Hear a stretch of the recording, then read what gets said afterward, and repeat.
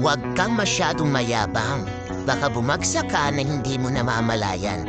Sadyang may mga taong lubhang mayabang, napaka-arogante kung umasta, at napakataas ang tingin sa sarili nila. Akala nila bukod tangit silang pinagpala sa lahat. Masakit magsalita na parang hawak niya ang buhay ng bawat isa.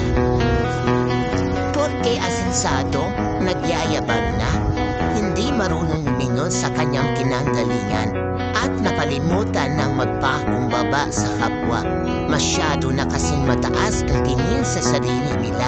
Kapag pinagpala ka, iwasan mo ang pagiging mayabang. Lagi mo rin dapat alalahanin kung saan ka nagmula at nanggaling. Dahil walang natutuwa sa taong mahangin at mayabang. Kaya anuman ang ating kalagayan, tayo ay maging mapagkumbaba sa lahat. Tandaan mo, huwag kang masyadong mayabang sa panahong mayroon ka. Walang permanente sa mundo. Lahat pwedeng mawala at magbago.